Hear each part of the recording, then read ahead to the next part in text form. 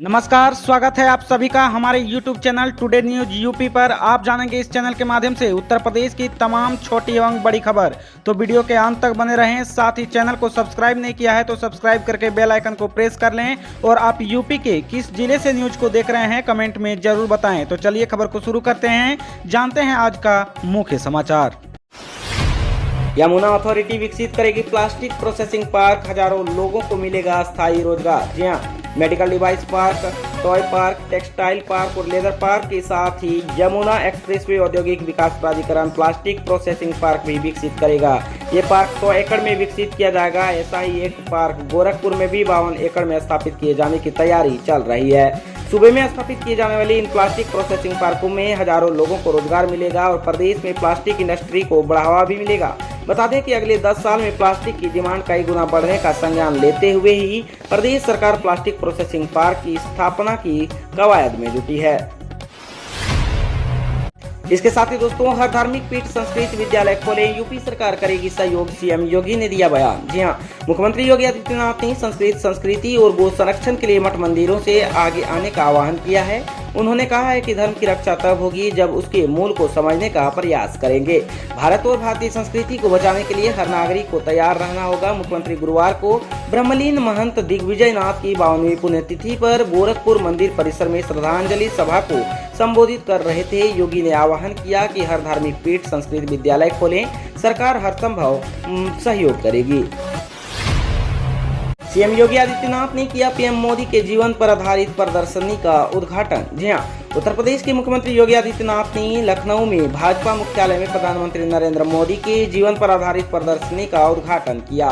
इस दौरान केंद्रीय मंत्री धर्मेंद्र प्रधान और अनुराग ठाकुर भी मौजूद रहे। इस प्रदर्शनी में पीएम नरेंद्र मोदी के जीवन से जुड़ी कई अनकही और अनसुनी बातें हैं। बीजेपी उत्तर प्रदेश में 2022 में होने वाले विधानसभा चुनाव को लेकर मिशन मोड में है। पार्टी के शीर्ष नेतृत्व के धर्मेंद्र प्रधान की अगुवाई में उत्तर प्रदेश चुनाव को लेकर एक टीम बनाई है। उसके साथ अनुराग ठाकुर बुधवार से लखनऊ में है। कल पहले चरण की चुनावी बैठक के बाद गुरुवार को सीएम योगी ने नरेंद्र मोदी के जीवन पर आधारित प्रदर्शनी का उद्घाटन किया।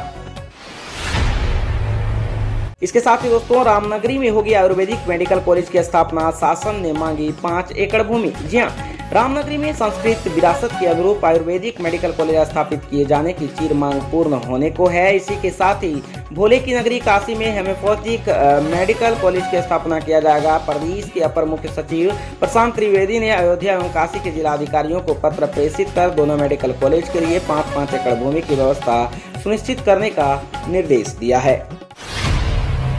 गाजियाबाद में बढ़ेंगे महिला रोजगार के अवसर, सीएम योगी ने दी शहर में पिंक वेडिंग जोन बनाने की मंजूरी। जी हां, मुख्यमंत्री योगी आदित्यनाथ ने गाजियाबाद के महिलाओं के लिए पिंक वेडिंग जोन बनाने की मंजूरी दे दी है। दरअसल गाजियाबाद की महापौर आशा शर्मा ने निगम के 5 जोन में बनने वाले वेडिंग जोन में 10-10 क्यूसेक महिलाओं के लिए बनाने का प्रस्ताव रखा है।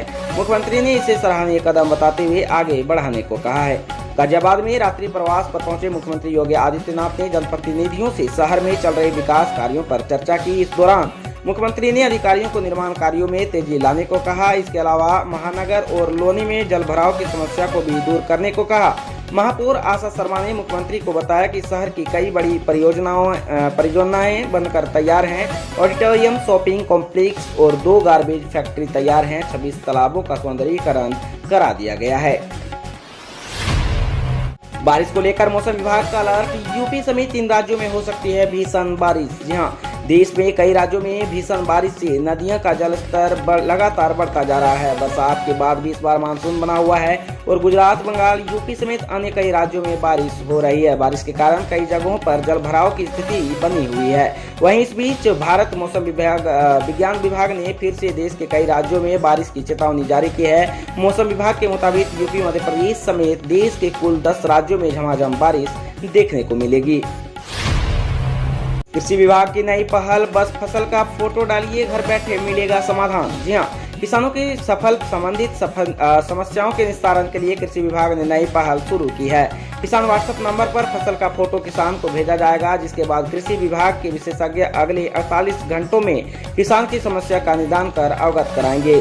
जिला कृषि रक्षा अधिकारी अमरपाल ने बताया कि कृषि विभाग द्वारा किसानों के लिए नई योजना शुरू की गई है। योजना के तहत फसलों में लगने वाले रोग, कीट व अन्य किसी भी प्रकार की समस्या का निदान अब फोटो देखकर ही किया जाएगा। कृषि विभाग के विशेषज्ञों की टीम किसान द्वारा किसान व्हाट्सएप पर भेजे गए फोटो का अवलोकन करेगी और निदान तलाश कर किसान को अवगत कराएगी।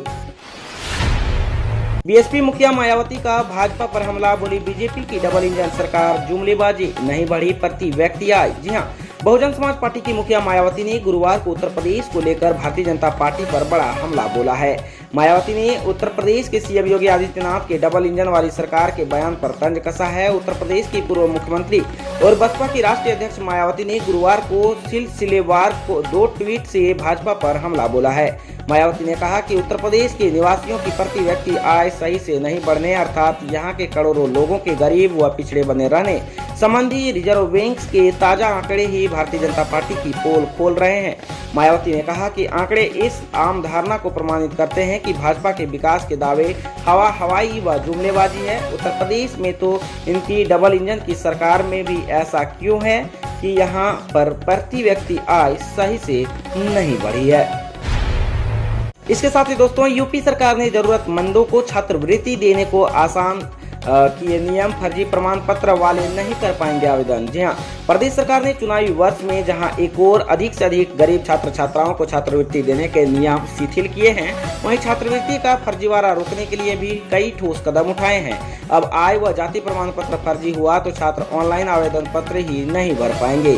समाज कल्याण विभाग एनआईसी के माध्यम से ऐसा सॉफ्टवेयर विकसित किया जा रहा है जिसमें प्रमाण पत्रों का लाइव मिलान हो सकेगा। यदि प्रमाण पत्र फर्जी है तो उसका नंबर फीड करने पर ऑनलाइन या फिर आवेदन पत्र जमा नहीं हो पाएगा। इसके साथ ही दोस्तों, रेलवे अस्पतालों में बाहरी भी करा सकेंगे इलाज, स्कूलों को भी निजी हाथों में सौंपने की तैयारी। जी हां, रेलवे के अस्पतालों में कर्मियों और उनके स्वजन के अलावा बाहर के लोग भी अपना इलाज करा सकेंगे। अस्पताल पूरी तरह डिजिटल तो होंगे लेकिन पब्लिक प्राइवेट पार्टनरशिप पर तैयार होंगे, यानी अस्पतालों का समग्र विकास होगा। बाहरी लोगों को इलाज की अच्छी सुविधा मिलेगी। गोरखपुर सहित देश के 40 स्टेशनों के बाद हॉस्पिटल और स्कूलों को भी पब्लिक प्राइवेट पार्टनरशिप के हाथों में देने की योजना तैयार होने लगी है। हॉस्पिटल ही नहीं, रेलवे के कुछ भी पीपीपी मॉडल पर विकसित होंगे। अगर कई पार्टनरशिप नहीं मिला तो स्कूलों को केंद्र या राज्य सरकार के विद्यालयों से संबंध करा दिए जाएंगे। अभी तक रेलवे के विद्यालयों में बाहरी लोगों के बच्चों के लिए कोटा निर्धारित था। नई व्यवस्था रेलवे कर्मचारियों के लिए कोटा निर्धारित होगा। उत्तर प्रदेश की तमाम बड़ी खबरों से अपडेट रहने के लिए हमारे चैनल टुडे न्यूज को सब्सक्राइब करें और बेल आइकन को दबाना ना भूलें।